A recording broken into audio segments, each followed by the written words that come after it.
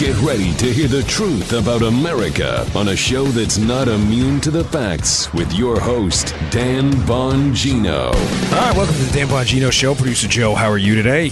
I'm doing good, man. What a day yesterday, Oh, my gosh, I know. Me and Joe have been very busy running into each other face to face. Finally, the dream team, the Wonder Twins activate back in D.C.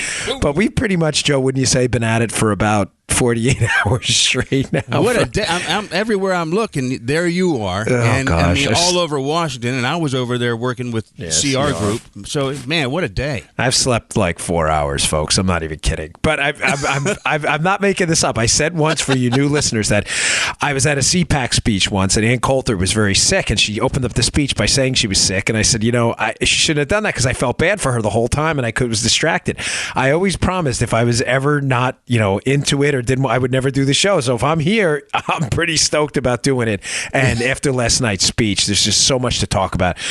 Some breaking news again, I think, on this speech, on not just the speech, but on the Trump investigation too. Joe, there's apparently a second dossier. So now the first crappy dossier wasn't enough. So now we need a second crappy dossier just in case the first crappy dossier falls apart. Talk about your Wonder Twins. Oh my God, the Wonder Twins of crappy dossiers. So I got to get to that. I got a few other things. I got a really good source that's communicated some quality information to me as well. Today's show brought to you by buddies at iTarget. Folks, listen, anybody can fire a firearm, okay? It's not difficult. You pull the trigger and a bullet comes out. That's how this works. Now, the question is, can you fire a firearm accurately and hit what you're shooting at? Whether you're a hunter, police officer, military, self-defense, marksmanship matters. We used to have to shoot once a month in the Secret Service, and it was long. And after a while, you just got tired of doing it. You'd have to go to the range, you'd have to clean your gun up, you'd have to find parking outside the range. And listen, the range is necessary, folks, but a lot of times you just want to practice in the comfort and security of your own home. That's where the iTarget Pro system comes in. It's the letter I, iTargetPro.com. That's iTargetPro.com. What is iTarget? They'll send you a laser bullet you drop in the firearm you have now. You don't have to do any manipulations or changes to the gun at all. You don't have to change the barrel out. You don't have to do anything. You have a Glock 43 like I do. You have a Sig Sauer. You have a Smith & Wesson. It's 9mm, whatever it may be. You drop that laser bullet in there. When you dry fire the trigger after safely unloading the weapon, check it. Check it twice. Check it 3 times. Look, listen, feel, do anything you have to do to make sure that gun is unloaded. You'll drop in this laser bullet. When you press the trigger in a dry fire, it's going to emit a laser onto a target they send you. You're going to be able to see where your rounds go. It comes with this phone app that is so cool, and you're going to see your groupings on a Monday and your groupings on a Friday are going to be so much different if you practice during the week. You'll be shooting the wings off a fruit fly. This is a great system. I highly recommend it. As a former Secret Service agent, folks, this really matters to me. Marksmanship matters. Go check it out. It's iTarget Pro. That's the letter I. TargetPro.com, iTargetPro.com. One more time, iTargetPro.com, promo code Dan. You'll get 10% off. Remember, competitive shooters dry fire 10 times more than they live fire because dry fire is where it's at, folks. That's where you're going to learn your trigger control and your sight alignment. Go check it out. Okay, regarding last night's speech, first, I want to hit just a couple points before I move on to some other stuff. So I thought one of the more telling moments of the night, folks, and it shows where the Democrat Party is, and I don't want you to ever forget this, is the portion of the speech where Trump mentioned that Americans are dreamers too. Now it's interesting because I've kind of hammered this point on my Twitter often about the language Democrats use to win the arguments in advance. When we start referring to people, Joe, as dreamers who are here illegally, you've automatically ceded the moral high ground in the state. I mean, Joe, think about it, right? Who wants to deport a dreamer, right? You don't want to deport a dreamer. Right. Yeah. They're dreaming. They're dreaming of things. Dreaming is good. Folks, the Democrats own the messaging game for the longest time. Now, I've mentioned this theory before, but I'm going to tell you why. Why they own the messaging game, that is. Someone said this to me a long time ago, and I never forgot it because they were absolutely right. They said, here's the problem with it, and you've heard this before, Joe. I see you nodding your head. The Republican Party, the donor base, a lot of the people who contribute to the party and guide where the party is going to go, a lot of high-end activists and people like that, people who want to point the principal ideological direction of the party in this direction, right? They are and have been traditionally, natural resources folks, the petroleum industry, commodities folks, right? People who are in commoditized fields where marketing doesn't matter much. I promise this will make sense in a second. Okay, don't lose me on this. The people who guide the Republican Party and support it are generally people in commodities type fields. Marketing is not a big portion of their business. I mean, Joe, if you're selling gasoline, it's like, well, what is marketing? It's like, buy my gasoline. It smells like real gasoline. Yeah, There's really nothing to say. It's kind of like... Sells itself. Yeah. It sells itself. It's a commoditized product, right? The Democrats' activist donor base, that's not the case. You have tech people, you have like the Apple, Google crowd.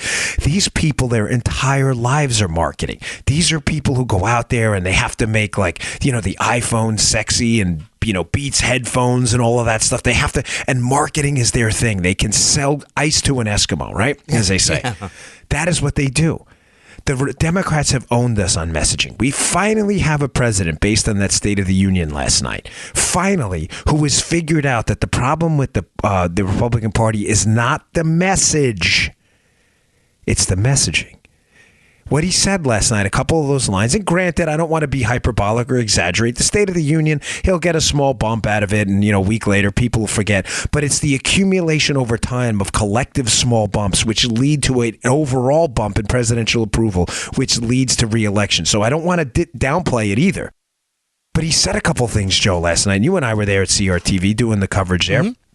And he brought up that line that Americans are dreamers too. And I thought, yes, finally a president who senses a weak spot with the Democrats. Folks, the Democrats have TDS so bad, Trump derangement syndrome so bad. They are so emotionally invested in hating the president that the Democrats forgot what I just told you. Yep. It has been, and wouldn't you agree, Joe? It has been their superiority in learning messaging, not the message. It's different. That has constantly enabled them to beat us back despite having superior party platform. Now we got a president who seized on the moment. The Democrats, what do the Democrats call us, Joe? We're deplorables. We didn't build that. American exceptionalism is no different than Greek exceptionalism, as Obama alluded to that time in the speech. And Americans were like, wait, what? This is crazy. Now all of a sudden you have a president up there that sees this weak spot and boom, right cross, left hook. Right away, Americans are dreamers too. Bang. Powerful moment in the speech. A couple other quick things on it. You're going to see a lot of coverage, and you'll have talk radio on all day. And I think one of the things, Joe, what I do different is we try to focus on stuff people aren't talking about. So I don't want to waste your time.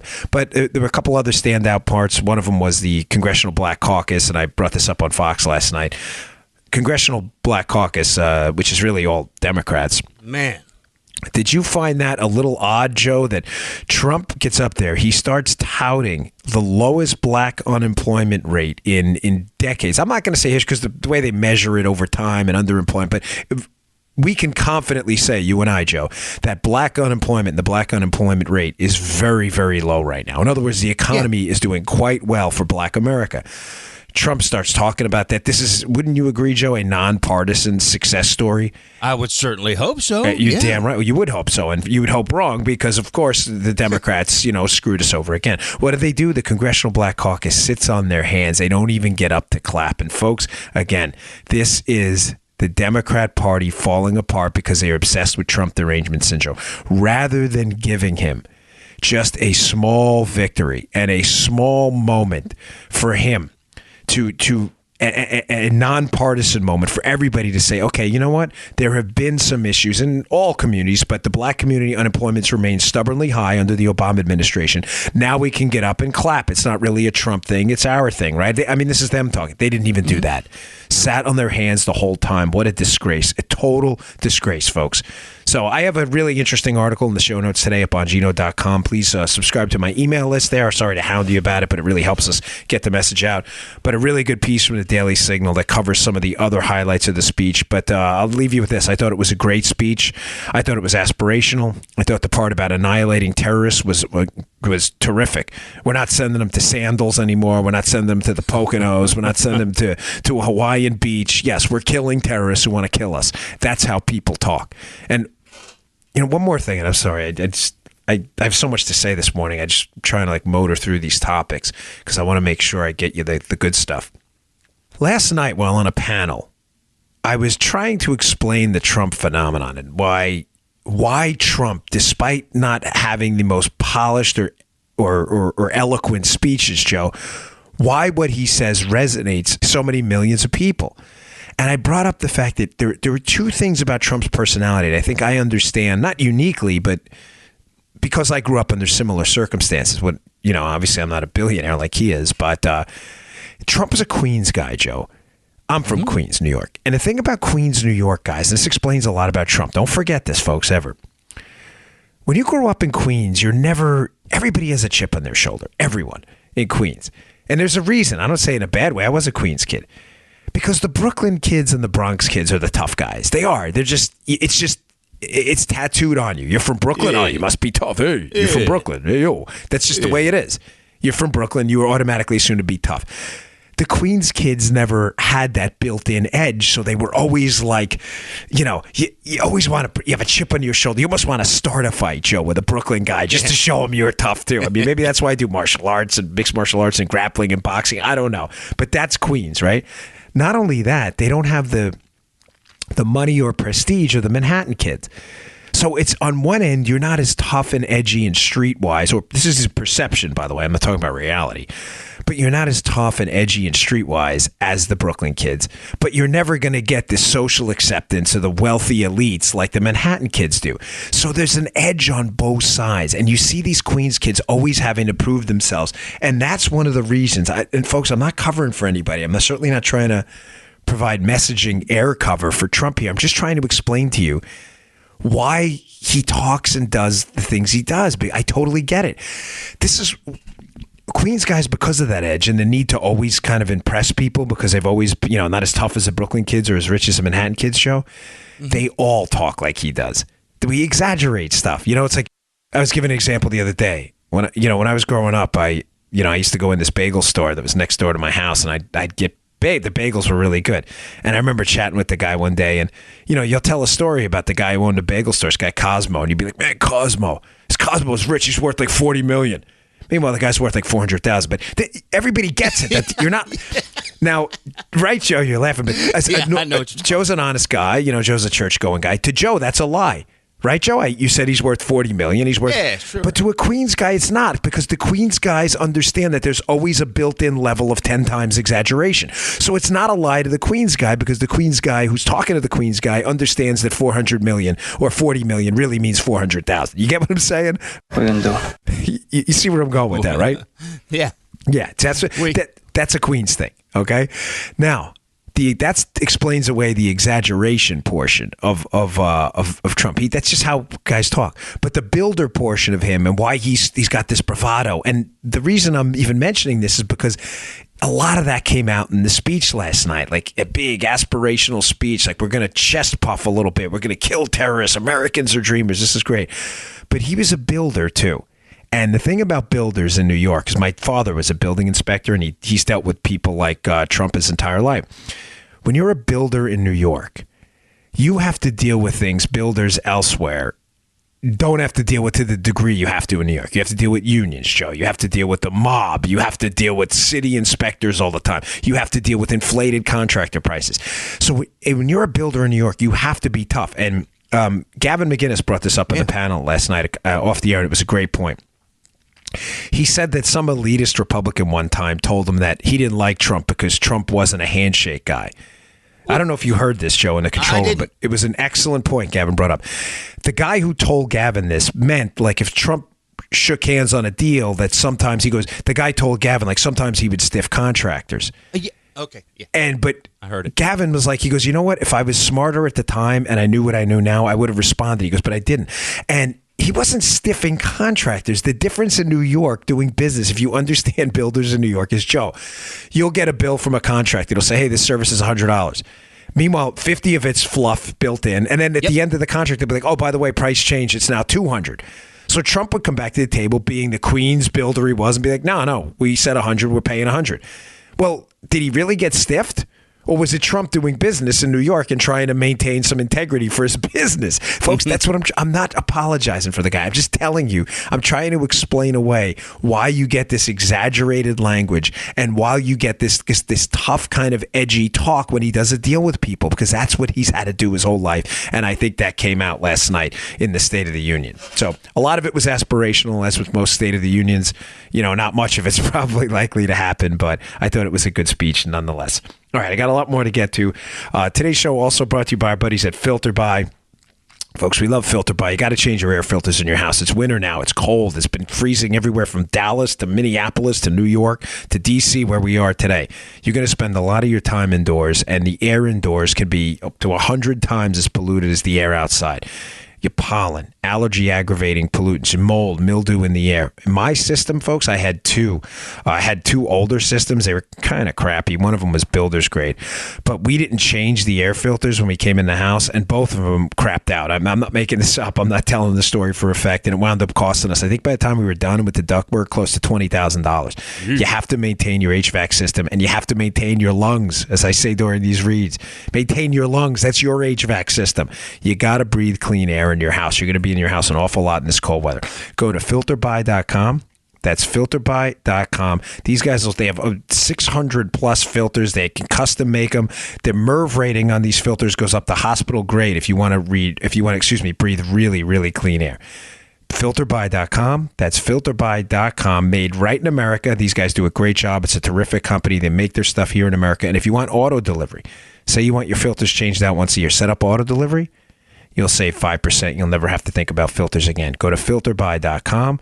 That's filterby.com. I really appreciate you supporting our sponsors. It's a great company to make them right here in America. Let's back our team up. It keeps the show free for you all, and it's a really, really solid company. I appreciate your support on that.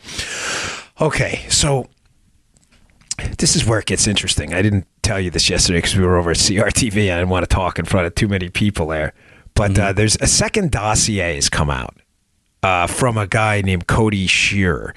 Folks, the first dossier, as you know, in the case, and I explained to you, is an integral part of the Trump-Russia fiasco, because what's alleged to have happened with the dossier is the Hillary Clinton campaign paid a law firm to pay a company to pay a British spy, a former British spy, to pay people connected with Russian intelligence to gather bad information on Trump. The takeaway from that, very simply, the Hillary team sent money to an operation that got information from Russian intelligence on Trump.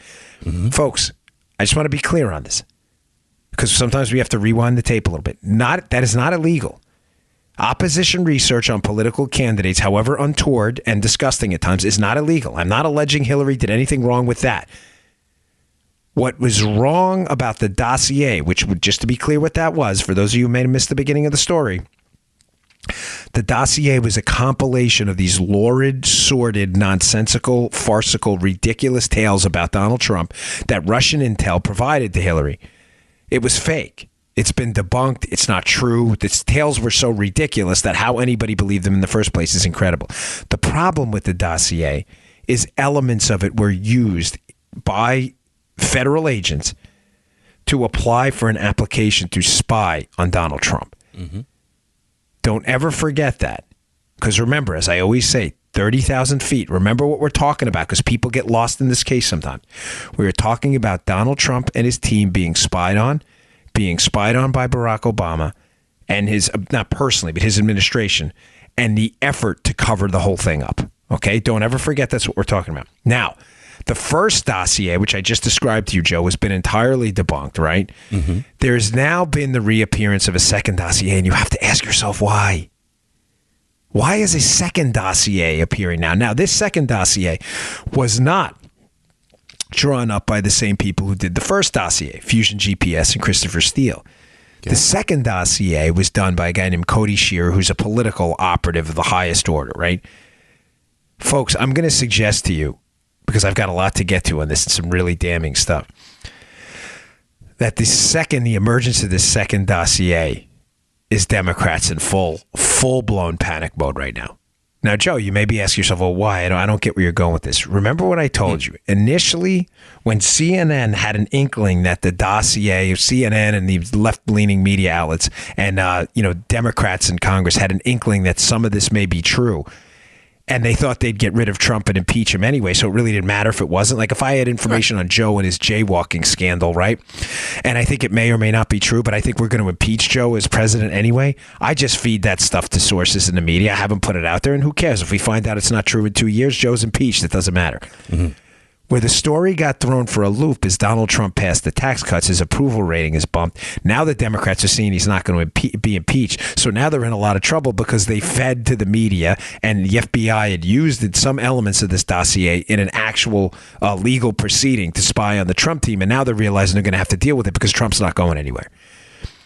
You see where I'm going with this? So the dossier, the authenticity of it didn't matter because they thought they'd be rid of Trump right now. Is this making sense? Perfect. They figured they'd be done with him. Whether it was fake or not, folks, didn't matter one bit. The emergence of this second dossier says to me, these dudes and ladies in the Democrat Party are in meltdown mode. Mm-hmm. Because now they need to rescue elements of the dossier, because when the memo comes out, the Devin Nunes memo, that describes what we've been told, describes the spying operation by the Trump team. And I'm sure it's going to, at some point, talk about the process where the dossier was used. The Democrats are going to have to save face. Why? Because they're going to have to say at some point to the American public, well, we used this dossier and here's why. So now they need to redeem it, Joe. Now they need to redeem it. Now they're going to say, oh, look, see, we thought the dossier was real because there's a second one, too, that says the same, even though the second one is just as big a BS as the first one. Folks, you see where I'm going with this? They didn't care about the authenticity first. They thought they'd be rid of Trump. Now that they know they're going to have to deal with them and that this memo is going to be released describing what they did in your name, the spying on Donald Trump, with no probable cause, they are going to have to answer to this. And to answer it, they're going to start producing all kinds of nonsensical information like, oh, well, look, there was a second dossier, too. It doesn't matter, Joe. Joe, if I say Joe Armacosta has red hair and I produce a dossier that says it, and then I produce a second dossier that says that Joe has red hair, Joe does not have red hair. He has Elvis hair. It's black. Joe has the spirit of Elvis lives in Joe, okay? He doesn't have red hair. I can produce 100 dossiers. It doesn't make a difference. It is not going to change Joe's hair. Right. They are trying desperately now to save face because a couple people sent this to me on email yesterday. I appreciate the correspondence as always.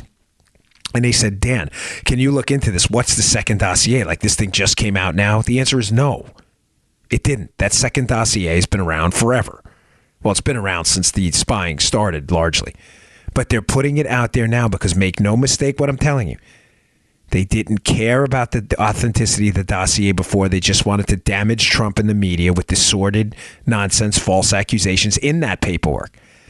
Now that they realize their spying is going to be exposed, they're going to do everything in their power to have to explain away why. And one of their explanations, Joe, is going to be, well, we got a second one, too. So, of course, it was just logical that we believed it. Now, I spoke with an interesting person yesterday. I gotta tell you that having an audience, thanks to you, by the way, exclusively, as large as we've been fortunate enough to have, people reach out, and once you establish their bona fides, the information. I didn't tell you this.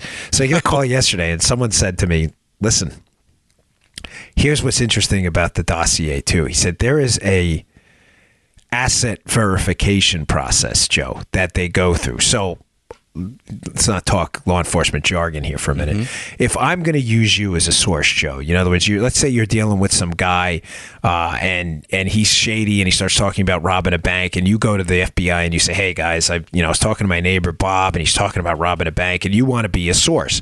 Yeah. In order to verify you as a source, Joe, or we would call as an asset, as a law enforcement asset, your information, there's two things that have to happen. Folks, don't forget this because it'll make this whole Trump thing make sense for you when it comes to the dossier. There are two things you have to do before doing this, Joe. Swear into it. I'm raising my right hand for Joe here.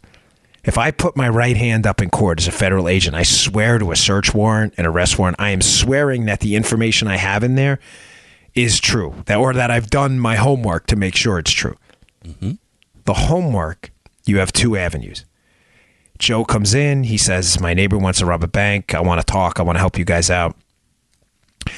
I have to verify the information independently of Joe. I can't just walk into court the next day and say, hey, Joe told me his neighbor's going to rob a bank and we get a search warrant. The judge would laugh you out of there. Mm-hmm. So what I can do is I can go do surveillance, physical surveillance. Like if Joe says, hey, my neighbor's going to rob a bank, I can say, hey, guys, let's go get a surveillance team. Let's get in a van and let's look at Joe's neighbor, right? Not really difficult stuff.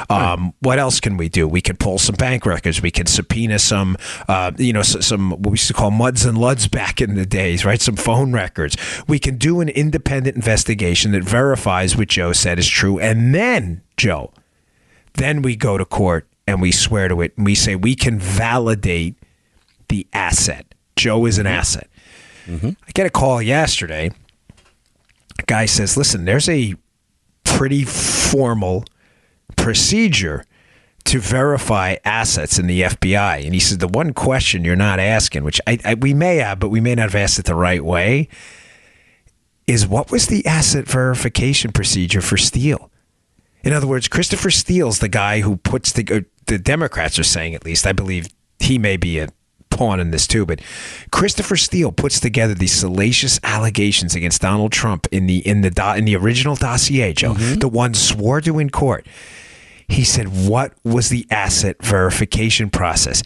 Is there paperwork on it? How did the FBI verify the asset? And I thought, gosh, that's a beautiful question. Like, who did it? Who said this guy's information is legit and here's why? And he said, when you find out how the mechanics of that asset verification process were walked through, he said, I think you're going to find some very disturbing things. In other words, Joe, that red flags were everywhere along the way, that this guy's information were garbage. I mean, I'm having this conversation last night, and it was great because the source was right about the whole thing. He goes, listen, if somebody called you tomorrow and said, like, hey, Trump's a space alien and I'm a source for it, you'd be like, that's just stupid information. But, Joe, some of the information in the dossier was so ridiculous and absurd, it should have immediately raised red flags. The golden shower story, folks, come on. I mean, it was just dumb. It was just a stupid story that shouldn't have made sense on its face. But he said the fact that they didn't pick this up, and not only did they not pick up this, that the stories were ridiculous, that they did almost nothing to ensure that the assets' other information were verified as well, or almost nothing according to formal procedures. He said it's going to leave a big black hole in this investigation. Folks, what I'm telling you is very important, and I'm trying not to keep it too law enforcement wonky. But the reason all of this is important is because it goes back to what I've told you from episode 628 on. This was an effort from the beginning to set up and spy on the Trump team. They did not let legal formalities, the Constitution, rules, or procedures get in the way. Do you understand what I'm telling you? This was like Cuba police state style tactics taken against Donald Trump, at that time an American citizen and presidential candidate. The Constitution didn't apply to him. Folks, they spied on his team with no probable cause. They used information from assets and sources that they never verified, and they never verified the sources either. Remember, the only thing in the original dossier anybody can prove even happened was that Carter Page traveled to Moscow. That's it. Mm-hmm. I traveled to Moscow. What the hell does that mean?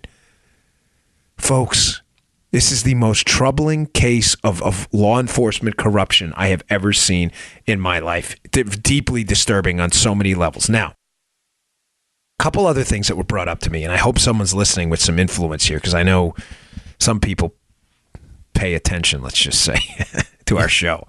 I know, because I hear it. When I'm like, did you hear that on my show? No, I didn't hear that on my show. You sure? Because that's the only place I said it. I'll talk about that some other time. It's interesting, though. I'll tell you offline. But another interesting component of this, the central figures in this, Andrew McCabe, the number 2, who's now going to step down after 5 weeks, someone brought up something to me that was fascinating. And if you are a former agent out there and you know something about this, I would love to do some verification myself. So let me know. You know where to find me. I was told that Jim Comey was a part-time FBI director, Joe, which was an interesting point.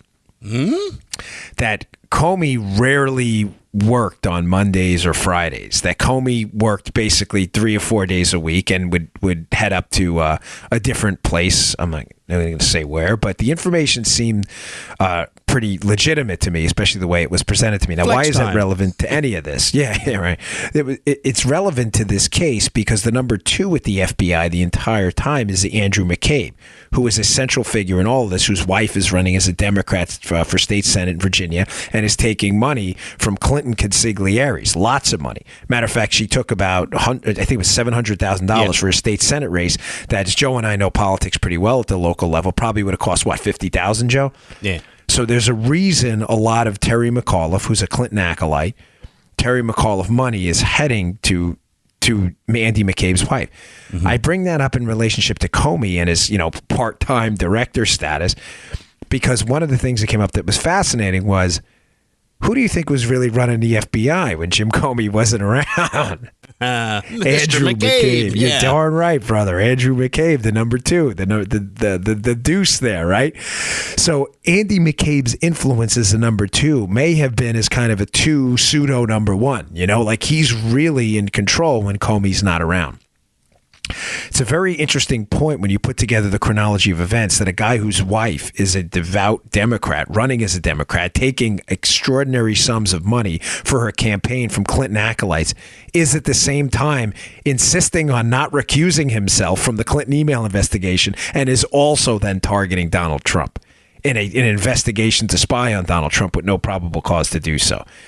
Folks, again, what I'm trying to paint a picture for you here over these episodes is how not solely was the Constitution thrown out the window and Donald Trump's rights as an American citizen to have his papers searched and seized, his communications searched and seized by the government. Not only was that violated, but rules and procedures were violated as well. And they were violated by people who had a political, if not ideological, interest in taking down Donald Trump and protecting Hillary Clinton. Now, it's all going to flow here.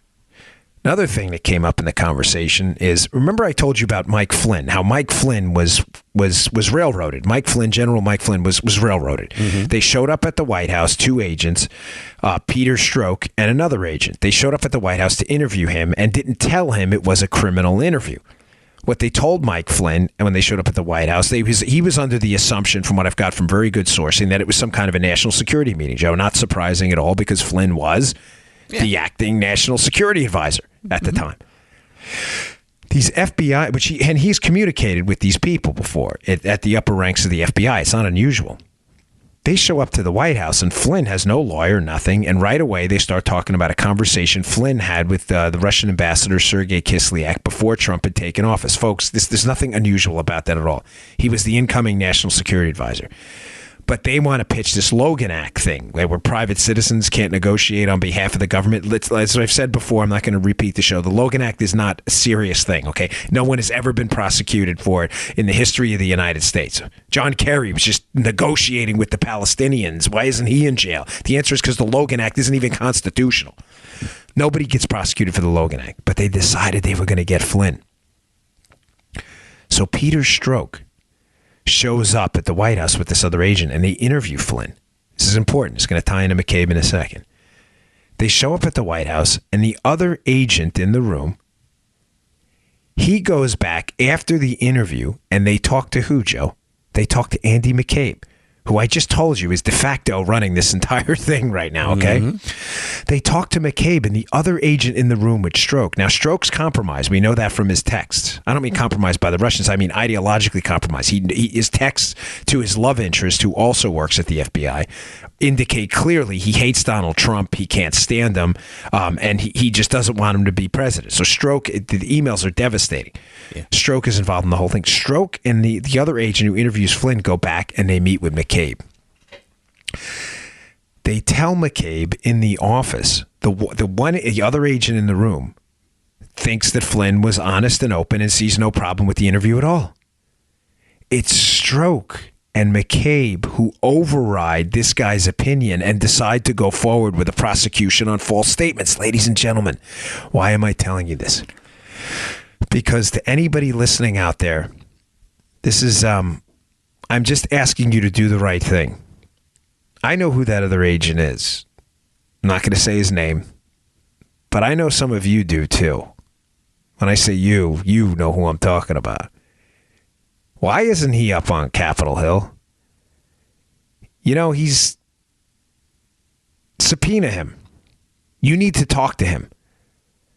Somebody needs to figure out why 2 FBI agents, Joe, walked into the White House to interview the National Security Advisor and came out with entirely disparate opinions about what happened in that interview. Now, let me ask you a question, Joe. Yes, sir. One agent comes out.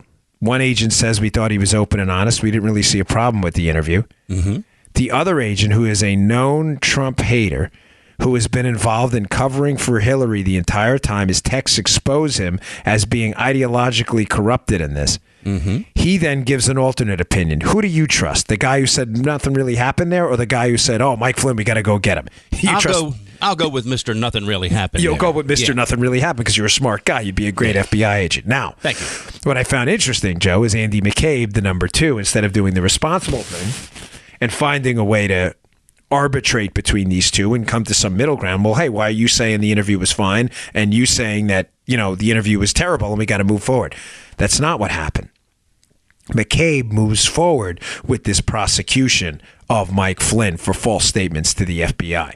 Folks, I'm telling you, this thing stinks. So I'm asking anyone with any influence on the Hill or anyone else listening, go find that guy. You know who he is. Issue him a subpoena. Subpoena ad testificatum to come and testify. Bring him up in front of a closed committee or whatever it may be. And I want you to ask him what was said in that room. And I want you to ask him why he was overridden, why he thinks he was overridden, and why he thinks Mike Flynn was being honest in that interview. And I think you're going to find, again, some deeply disturbing police state tactics used again. Folks, this story gets worse and worse and worse. I've got some more on this because people are calling left and right. I have a different source on another piece of information on it too. But I'm trying to give you all investigative tips out there because, Judy, Donna, and all you folks who are emailing me, and I appreciate it. What we're developing is a network of like super sleuths combing the internet for information. I'm giving you all some tips here where to go with this. I got some more in a second. Hey, today's show also brought to you by our buddies at Brickhouse Nutrition. We love these guys. They were our original sponsor. And they were our original sponsor because I use their products. I love it. Their product foundation, their creatine product. You want to be a dynamo in the gym, right? Little Joe loves it. Joe's son. Yeah. It's sure great. Does. Folks, foundation. I know I talk about Field of Greens, which is their fruit and vegetable, basically insurance policy. It's powdered fruit and vegetables, so you don't have to eat 52 servings of fruits and vegetables a day, but it's really good. I talk about Dawn to Dusk, which I take today, as a matter of fact. It's their energy pill product. But Foundation's another great product as well. It's their original product. I always say with Foundation, try the mirror test. The stuff is so good, and your performance in the gym will go through the roof, by the way, with this stuff. Take the mirror test because it takes about 7 days to load in your system. It's a creatine ATP blend. It's like having 2 extra gas tanks in the gym. Why do I say 2? Because creatine gives you an extra gas tank. Creatine plus ATP gives you 2 extra gas tanks, but it gives you this volumization effect inside your muscles. Look at yourself in the mirror. Take a mental snapshot. Load this stuff. 7 days later, take another look in the mirror. You are going to be very impressed. This is a great product. People love it. Thank you for all the wonderful emails on it. It is called Foundation. It's available at brickhousenutrition.com/Dan. That's brickhousenutrition.com/Dan. Go give it a shot. The product's called Foundation. For all you military guys, cops, firemen, public servants out there, people who need to be in physical fitness and top shape, give this stuff a shot. It's called Foundation. It's available at brickhousenutrition.com/Dan. And go do that mirror test. You won't regret it. You look at yourself 7 days later, you're going to be like, he wasn't kidding. This stuff really works. All right. Let's see. Okay, I have so many notes on where to go with this. Why didn't they bury this story? Oh, this is a doozy. So I get dude, people still say doozy other than me. One of the things about Andrew McCabe, I was told, which is interesting. Remember, Andrew McCabe, again, is the number 2 who at the FBI, who is, for some intents and purposes, running the FBI at times. I mean, that's what the number 2 does. So when the number 1 is out of commission, from what I've been told, the number 1, Comey, at this point, is out of commission a lot. I'm hearing from a number of people that Comey's hubris brought him down in this. Now, I want to be clear on this. Because I had a little bit of an argument over the phone last night, and I think this is critical, especially for a lot of people following this case intimately who want to be kind of pointed in the right direction or the wrong direction. It happens to me a lot. Sometimes I'll say stuff and they'll be like, you're kind of onto it, but not, and the source will go in this direction more. One of the things I was told last night, Joe, which is pretty fascinating, this is how I know we're onto something when Joe starts like paying attention to the mic, because I don't tell Joe this before, because that's how I know if it's interesting or not. I'm not even kidding, folks. They told me something about Comey, which was fascinating. They said, for a really smart guy, Joe, he's really arrogant. Like, he really loved being the FBI director because of the accoutrements of the office. He loved it. He loved being the pats on the back. He's the FBI director. He loved people kissing his butt. I believe it. Yeah. Yeah. You see, he comes off that way too. Yes. And the source was telling me that he thinks that plays a big role in this because Comey. He doesn't. I don't know if I believe this, but the source doesn't think that Comey even had an active role in the targeting of Trump. In other words, for Comey, it may not have been as much malicious. Don't get me wrong. Comey doesn't like Trump. And again, I'm giving you his perspective, not mine. So, folks, please don't send me emails. Comey's a bad guy. I get it. I'm with you. I'm just giving you an alternate perspective from someone I trust who gave me some pretty profound and interesting information. It's a different person, by the way. Said to me about Comey that he was being guided the entire time by McCabe and Bill Priestep, who's the number one in counter intel. In other words, on this Trump thing, Joe, and the Hillary thing, that he really was, not that he wasn't hands-on, he was, but it was his sense of, I'm not explaining this well, and I don't like doing that to my audience. The person I spoke to, I got the impression was trying to defend Comey a little bit. Like, it wasn't really his fault. It was McCabe, it was Priestep, it was Stroke. They were guiding Comey in a direction, and they were kind of hiding a lot of what was going on facts-wise from him in an effort to drive a narrative to Comey too, and Comey was kind of a sucker. And I don't accept that, and let me just explain why. Comey comes off to me as a very non-humble, arrogant person. And folks, I think it was the hubris that he failed to question his upper management, his brass, his suits at the FBI who were coming to him out of a sense of, Joe, like, in other words, maybe a better way to explain this, I'm Jim Comey. No one's going to lie to me. Like, I can't be deceived by my guys. That's narcissism, dude. 100%. He could not engage in a moment of self-reflection where he said to himself, like, I'm looking at you now. He looks in a mirror and goes, wait, is any of this actually true?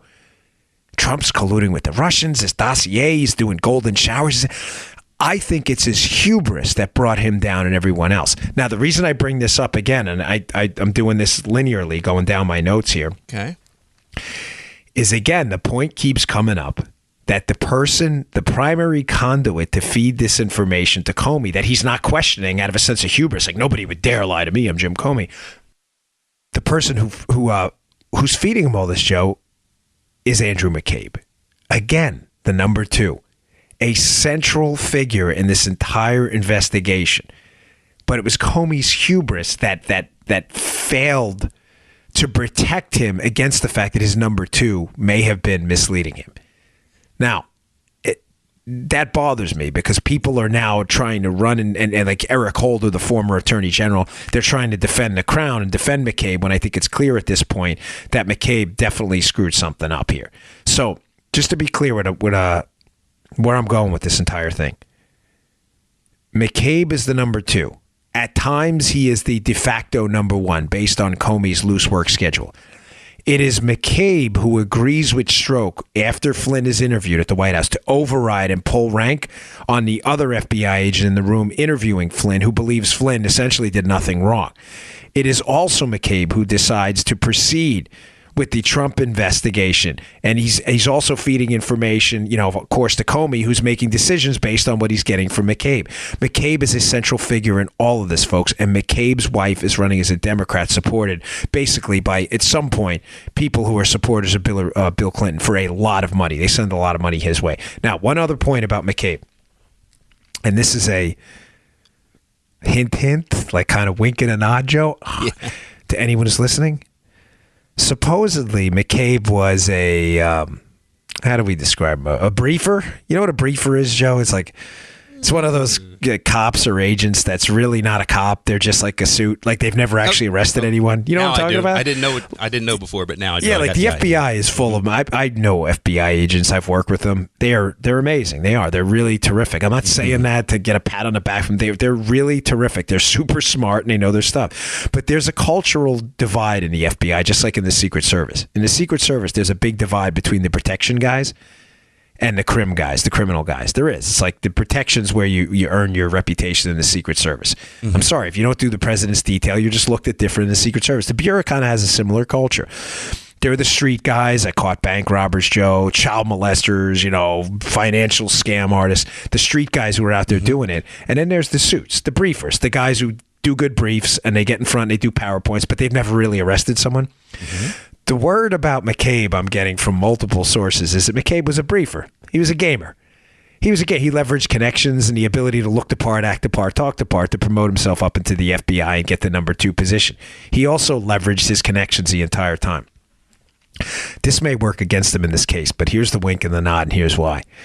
Because from what I'm hearing, there were some, let's say, communications potentially with McCabe after hours that he would, and I'm not alleging any, if this isn't like one of those sexual infidelity, that's what I'm talking about. I'm talking about, because that sounded kind of weird, after hours. But after work hours, there were some communications that were likely there with McCabe about the progress of these investigations into Hillary's email or Trump and the status of those investigations. And some of it may have been on phones where those texts are easily recoverable. Now, why do I bring that up in terms of the briefing thing?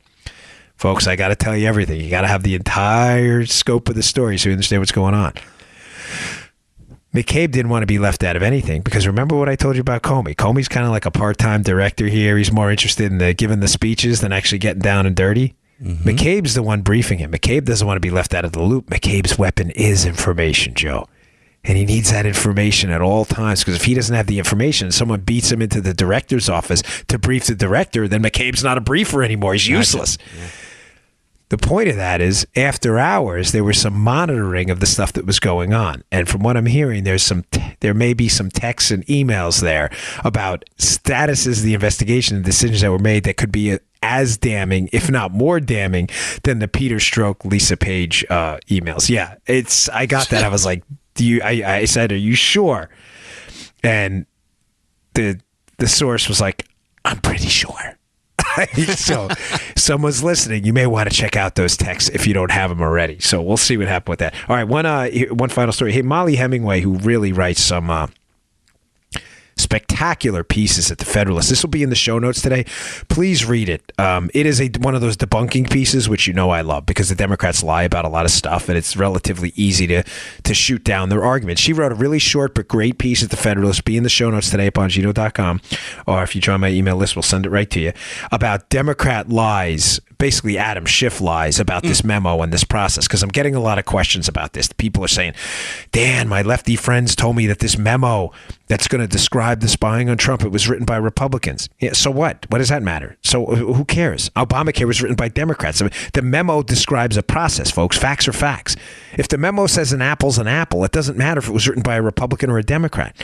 Do you understand? Joe, you see where I'm going with this? Yeah. The memo is not a political document. It's not a piece of legislation. It is a very simple description of events that actually happened that point to a pattern of spying behavior on the Trump team by the Obama team. Joe, either those events happened or they didn't. Mm-hmm. Folks, do you understand? It doesn't matter that it was written by a Republican. If a Republican writes, the North won the Civil War, and a Democrat writes another opposing document, it doesn't matter what the North won. That's just a fact. Mm-hmm. Who cares who wrote it? It's a Republican document. It is a nonpartisan document. That is totally, completely nonsensical. Okay? So, some quick debunking on this. One of the points they're trying to make is that there's the Democrats, that is, and Molly Hemingway does a great job at debunking, is, listen, there's national security information in this memo. We can't release the national security information. It's going to damage national security, which is absolutely fascinating, Joe, because Molly brings up a terrific point. The Democrats are now issuing another memo. So wait, hold on, time out.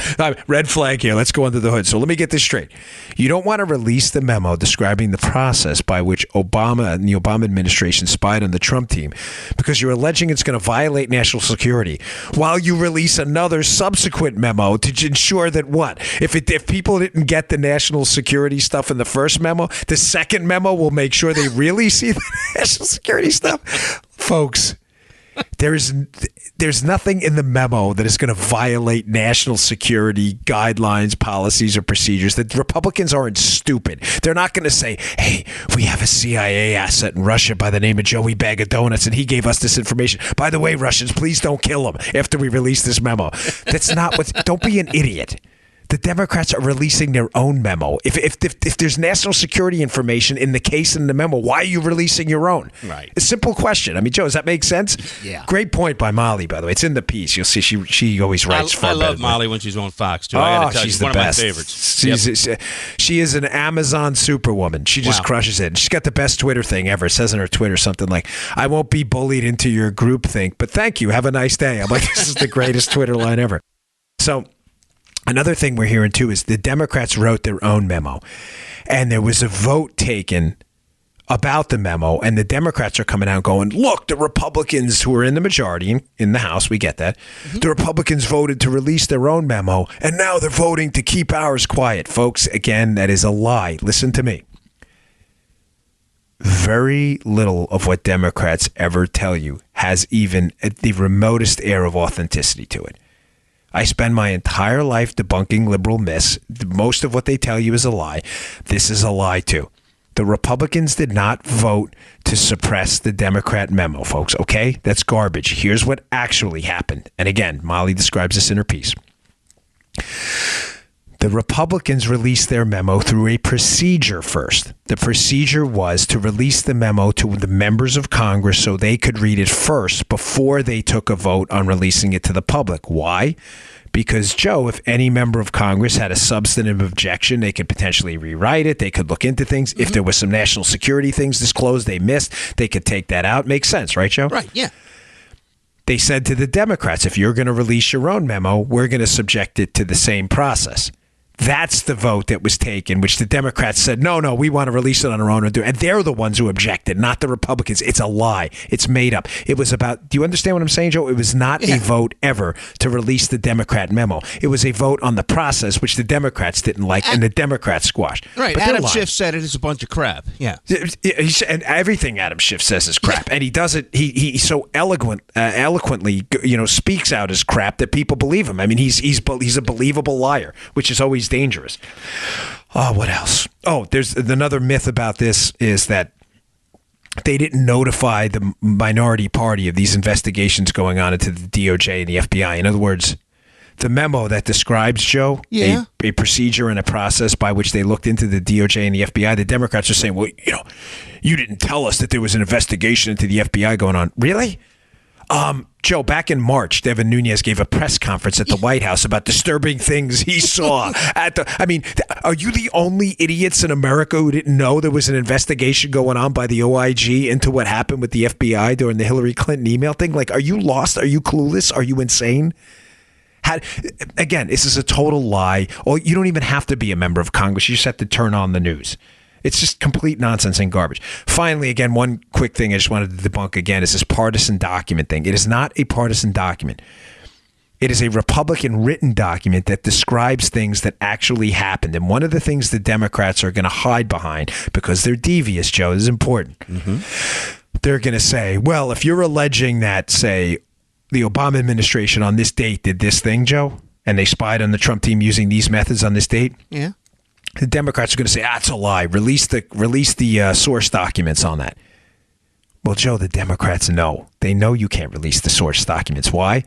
Because the source documents would describe sources and methods and would release national security information. And the Democrats, in a dipsy-do flipperoo, know the Republicans will never vote on that because they don't want to compromise CIA spies, NSA methods, or anything like that. But this is the devious Democrats, aren't they? They're amazing. They are the biggest, worst manipulative liars you've ever seen. They're going to say, I don't believe any of that. Obama didn't do that. Republicans, if you don't release the source documents on that, none of that happened. You're just making it up, knowing the Republicans will never do that. This is the crap. I was just going to say something else, which would be bad. This is the crap we have to deal with all the time with these people. Folks, they're maniacs. I'm telling you, they are absolute maniacs. These people are so entirely corrupted. It's pathetic. But read the Molly Hemingway piece. I'll put it in the show notes. Hey, one other great piece I have in the show notes today. It's a good one sent over by a listener. Thank you very much. From Investors Business Daily. We'll leave you on a good note.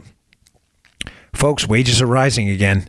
48% of small businesses saying they're thinking about giving significant raises and bumps. The economy's coming back. Wages are going up. They were stagnant under the Obama years. Read the piece. It's a short one, but it talks about the survey data out there. I think the economy next year is going to rock and roll. I think we're in a really great place.